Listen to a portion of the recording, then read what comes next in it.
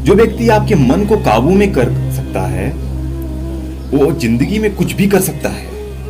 इंसान के अच्छाई पर सब खामोश रहते हैं, लेकिन चर्चा अगर उसके बुराई पर हो तो गूंगे भी बोल पड़ते हैं। श्री कृष्ण कहते हैं कि तुम्हारे बीते हुए कल को तो मैं ठीक नहीं कर सकता, लेकिन अगर तुम वर्तमान में अच्छा कर्म करोगे मैं तुम्हारा आने वाला कल जरूर उजागर करूंगा। आज के जमाने में कोई अपना नहीं, लोग तब तक साथ देते हैं जब तक उनका स्वार्थ होता है। अगर कोई अकेला है तो उसका मतलब ये नहीं कि उसे कोई पसंद नहीं करता, बल्कि वो अकेला इसलिए है क्योंकि वो दुनिया की औकात देखी है। लोगों को परखने की आदत डालो, क्योंकि हर चमकती चीज सोना नहीं होती। वैसे ही हर दिखने वाला इंसान अच्छा नहीं होता। अकेले रहने का मजा ही अलग होता है, न किसी की जरूरत न किसी की हमदर्दी। सफाई वहां देना चाहिए जहां सुनने वाला और समझने वाला खुला दिमाग हो। मेहनत एक ऐसी चाबी है जो बंद भाग्य के दरवाजे को खोल देती है। डाली से गिरते हुए पत्तों ने क्या खूब कहा कि बोझ बन जाओगे तो अपने ही तुम्हें गिरा देंगे।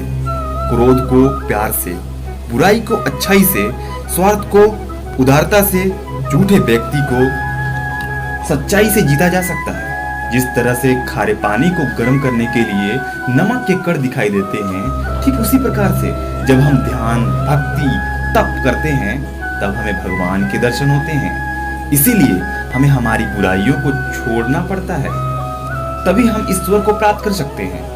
अगर आपको बहुत सारी परेशानियों से गुजरना पड़ रहा है तो आप खुश हो जाओ, क्योंकि भगवान का नजर आप पर है। देर से ही सही पर वो आपकी जरूर सुनेंगे। इंसान के भाग्य उन्हीं के कर्मों के फल होते हैं जो अतीत में किए हैं।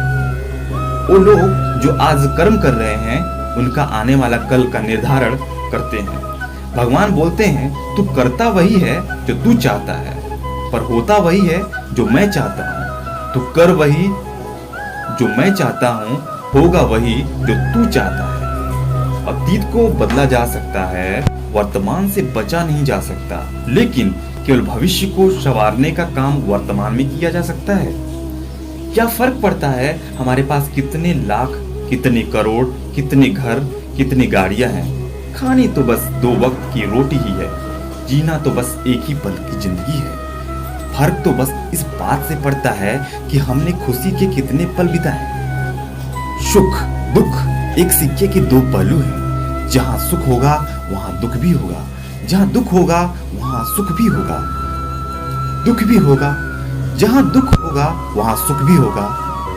सुख दुख को सोचे बगैर अपने लक्ष्य को पाने के लिए निरंतर प्रयास करते रहना चाहिए। एक बात याद रखना, किसी के सामने गिड़गिड़ाने से न मोहब्बत मिलती है और न ही इज्जत। अपने स्वाभिमान को जिंदा रखो। कोई अगर किस्मत में होगा तो वो खुद चल कर आएगा। दूसरों को हराने का मौका मत दो, बस खुद को आगे ले जाने की जिद पालो। कभी ना हारने की आदत ही एक दिन जीतने की आदत बन जाती है। एक बार एक व्यक्ति नदी के पुल से ही कहीं जा रहा था, तभी अचानक उसके पीछे कई बंदर पड़ जाते हैं और उस आदमी को परेशान करने लगते हैं। वो आदमी खुद को बचाने के लिए उन बंदरों से दूर भागने की कोशिश करता है। तभी सामने से एक आदमी आकर उस आदमी से कहता है कि तुम इन बंदरों से मत डरो, तुम जितना इन बंदरों से डरोगे तुम्हें उतना ही डराएंगे। तुम डट कर उन बंदरों का सामना करो। तो वो आदमी उन बंदरों का सामना करने के लिए उनके तरफ देखता है। उन बंदरों के आंखों में आंखें डालकर चिल्लाने लगता है और सभी बंदर वहां से भाग जाते हैं। हमारे जीवन में भी नकारात्मक विचार इस बंदर की तरह है। जितना हम इन बंदरों की तरह डरेंगे उतना ही हमारा पीछा करेंगे, और जैसे ही हम इनका डटकर मुकाबला करेंगे ये डर कर भाग जाएंगे। सिर्फ 2 ही चीज मनुष्य के भविष्य का निर्धारण करती हैं। पहला स्वभाव। अगर आपके स्वभाव और चरित्र में अच्छाई है तो आपका भाग्य चमकेगा। अगर आपका स्वभाव क्रोधी, आलसी है तो आपका भविष्य बिगड़ना तय है। इसलिए अपने स्वभाव को मधुर और आकर्षित बनाइए और मीठी बाड़ी बोलना। इंसान तो बोलना 28 साल की उम्र में ही सीख जाता है, लेकिन कहाँ क्या बोलना है उसे जिंदगी भर में समझ नहीं आता। अगर जिसे समझ आ गया कि कब कहाँ क्या बोलना है, तो उसे सफल होने से कोई नहीं रोक सकता। पिता से बड़ा कोई सलाहकार नहीं, माँ से बड़ा कोई छांव नहीं, भाई से अच्छा कोई भागीदार नहीं, बहन से बड़ा कोई शुभचिंतक नहीं। इस मतलबी दुनिया से कोई मतलब मत रखो। अगर मतलब रखना है तो अपने मतलब से मतलब रखो। अगर तुम्हारे घर आग लग जाए तो सभी तुम्हारे घर स्वाभिमान प्रकट करने आते हैं। वो कहते हैं बहुत बुरा हो गया। तुम्हारा अगर घर बड़ा हो जाए, एक मंजिला अधिक हो जाए, तो कोई तुम्हें बधाई देने के लिए नहीं आता। जरा सोचिए, जब आपके साथ कुछ अच्छा होता है, कोई कहने नहीं आता कि अच्छा हुआ, ये जानकर खुशी हुई। लेकिन आपके साथ बुरा हो तो कुछ लोग आकर जरूर कहेंगे कि ये सुनकर बुरा लगा। जब वे कहेंगे कि बहुत बुरा हुआ, तो जानोगे सिर्फ वे मजे ले रहे हैं। दुआएं मांगने से किसका भला होता है? होता तो वही है जो हमने बोया होता है। तुम नीचे गिर कर देखो, कोई नहीं आएगा उठाने। तुम जरा उठ कर तो देखो, सब आएंगे गिराने। एक बात याद रखना, अगर तुम शराब के दुकान पर दूध पियोगे तो तुम्हें शराबी का ही दर्जा मिलेगा। लेकिन एक मंदिर में बैठकर शराब भी पियोगे ना, तो तुम्हें संत का दर्जा ही मिलेगा। इसलिए आप किसके साथ उठते बैठते हो, ये बहुत मायने रखता है। जब एक इंसान को भगवान पर शक नहीं विश्वास हो जाता है, तो मत पूछो कैसा कैसा चमत्कार हो जाता है। जो भीड़ में चलते हैं वो भीड़ में कहीं खो जाते हैं। जो अकेले चलते हैं इतिहास वही बनाते हैं। इतिहास गवाह है, अकेले चलने वाले के पीछे ही भीड़ खड़ी होती है। एक बार एक संत के पास दो तोते थे। एक आदमी उस संत के घर आया। दोनों तोते अलग अलग पिंजड़े में बंद थे।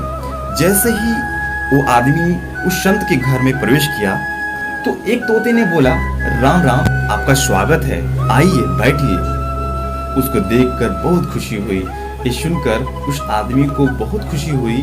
अरे वाह, अरे वाह, ये तो कितना मीठा बोल रहा है। फिर उस आदमी ने दूसरे तोते की तरफ देखा। तोता उस आदमी को इतना गालियां बकी कि इसको मारो, पीटो, लूटो।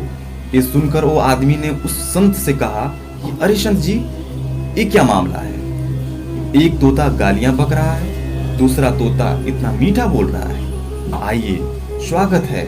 ऐसे ऐसे मीठे मीठे शब्द बोल रहे हैं। मैंने इन दोनों तोतों को एक पाठ पढ़ाया है। जब इनका जन्म हुआ था, एक तोते को डाकू के यहाँ भेज दिया था, दूसरे को एक संत के यहाँ भेज दिया था। जो तोता संत के यहाँ चला गया, वो कहता है राम राम, आपका स्वागत है।